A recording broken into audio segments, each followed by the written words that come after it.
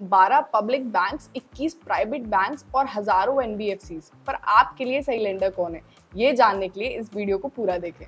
हर साल on an average India में students 25 lakh रुपए तक का लोन लेते हैं। तो अब अगर इतना बड़ा लोन लेना है तो पैसे भी ज्यादा से ज्यादा बचाने पड़ेंगे। तो पैसे बचाने के लिए कई चीजों का ध्यान भी रखना पड़ेगा ना।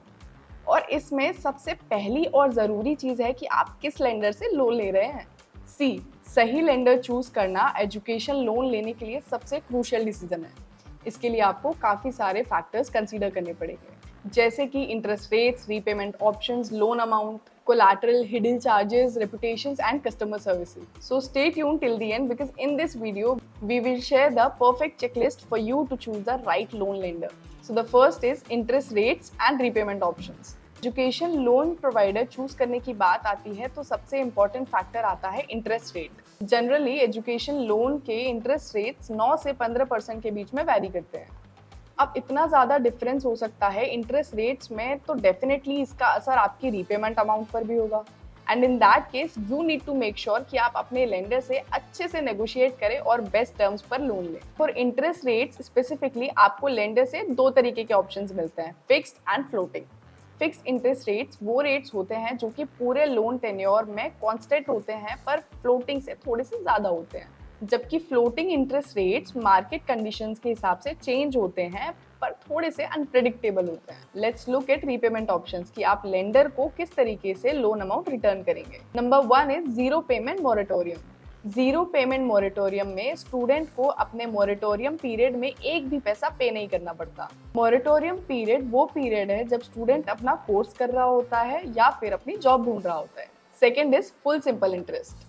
इसका मतलब है कि इंटरेस्ट सिर्फ लोन अमाउंट के प्रिंसिपल पोर्शन पे ही कैलकुलेट होता है। एंड रिपेमेंट्स नॉर्मली कोर्स खत्म होने के 12 महीने बाद या एम्प्लॉयमेंट मिलने के 6 महीने बाद शुरू होती है।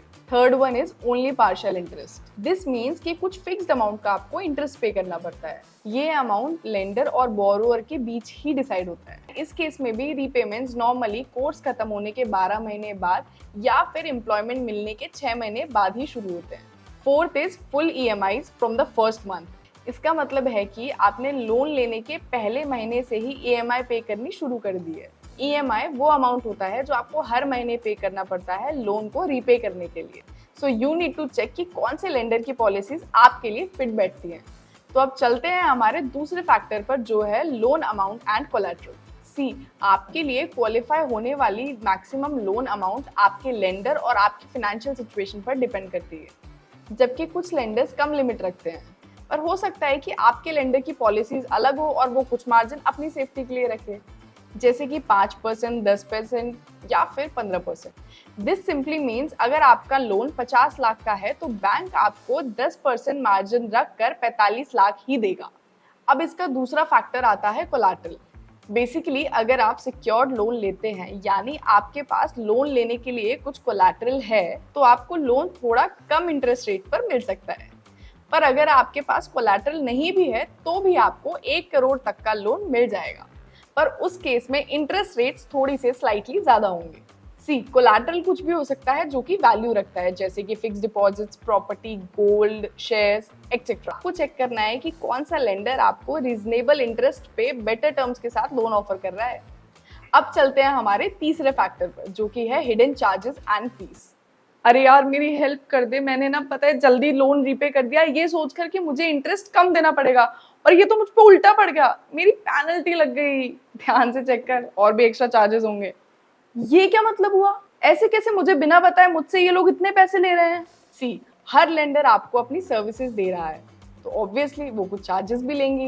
बेसिकली ये चार्जेस और फीस वो एडिशनल कॉस्ट है जो लेंडर अपनी सर्विसेज के लिए चार्ज करता है। एंड लॉन्ग रन में ये चार्जेस आपके टोटल लोन अमाउंट को काफी इम्पैक्ट कर सकते हैं। हिडन चार्जेस और फीस में इंक्लूड हो सकते हैं processing fee, prepayment fee, late payment fee, conversion fee, loan insurance, mortgage creation charges, property insurance etcetera. और अगर आप इन सब चार्जेस से बचना चाहते हैं तो अपने लोन एग्रीमेंट को केयरफुली रीड करें, सारे टर्म्स एंड कंडीशंस को अच्छे से समझें और हर डाउट को क्लियर करें। साथ ही साथ अलग अलग लेंडर्स के हिडन चार्जेस को कंपेयर करें जैसे एक लेंडर 2% लेट पेमेंट फी लेगा, वैसे ही दूसरा लेंडर शायद से 3% लेगा। एंड रिमेंबर, ये 1% का डिफरेंस भी आपको बहुत महंगा पड़ सकता है। Fourth point is reputation and customer services. एक और फैक्टर है लेंडर की रेपुटेशन एंड कस्टमर सर्विस। सी, अच्छे terms and conditions, reasonable interest rates के साथ इट्स वेरी इंपॉर्टेंट कि लेंडर की कस्टमर सर्विस ट्रस्टवर्दी और रिलायबल हो। मतलब कि यू शुड नो कि आपका लेंडर कितना रिस्पॉन्सिव और हेल्पफुल है। अगर आप एक ऐसे लेंडर से लोन लेते हो जो कि शेडी या फिर फ्रॉडुलेंट है, या फिर एक ऐसे लेंडर से लोन लेते हो जो कि अनरिस्पॉन्सिव और रूड है, तो बाद में आपको हर प्रॉब्लम, आपकी हर क्वेरी के लिए बहुत तंग किया जाएगा। And to check the reputation and customer services, आप उनके reviews and online customer service से भी बात कर सकते हैं। Number 5 is making an informed decision. अब तक हमने कई फैक्टर्स डिस्कस किए हैं जो कि आपको हेल्प करेंगे best education loan provider choose करने में, लेकिन ये फैक्टर्स सिर्फ गाइडलाइंस है। आपका फाइनल डिसीजन आपके यूनिक सर्कमस्टांसेस पे ही डिपेंड करता है। आपको अपनी नीड्स और प्रेफरेंसेस को समझना चाहिए और उसके ऊपर प्रॉपर रिसर्च करनी चाहिए। डिफरेंट लेंडर्स के ऑफर्स को कंपेयर करना चाहिए एंड प्रोज एंड कॉन्स को वे करना चाहिए। एंड अपनी रिपेमेंट कैपेसिटी को एस्टिमेट करके एक प्रैक्टिकल डिसीजन भी लेना चाहिए। कंक्लूजन, तो जैसा कि आपने देखा, लोन प्रोवाइडर के डिसीजन को चूज करने में काफ़ी सारे फैक्टर्स का ध्यान में रखना बहुत ज़्यादा ज़रूरी है। अलग अलग लेंडर्स से ऑफर कंपेयर करना और एक ऐसा ऑफर चुनना ज़रूरी है कि जो कि आपकी ज़रूरतों को अच्छे से पूरा करता हो, इज़ एक्सट्रीमली क्रूशियल। एंड अगर आपको सही एजुकेशन लोन लेना है तो इस वीडियो से आपको ये कुछ पॉइंट्स ज़रूर याद रखने चाहिए, जो कि है number 1, interest rates and repayment options. Second is loan amount and collateral. Third is hidden charges. And fourth is reputation and customer service. And एक ज़रूरी बात, take your time and research thoroughly. सी, एक सही एजुकेशन लोन प्रोवाइडर चुनना एक बहुत important decision है, पर इससे डरने की कोई ज़रूरत नहीं है। आप इजीली इस वीडियो में दिए गए टिप्स को फॉलो करके अपनी ज़रूरतों के अनुसार एक अच्छा लोन ले सकते हैं और अपनी एजुकेशनल जर्नी को शुरू कर सकते हैं।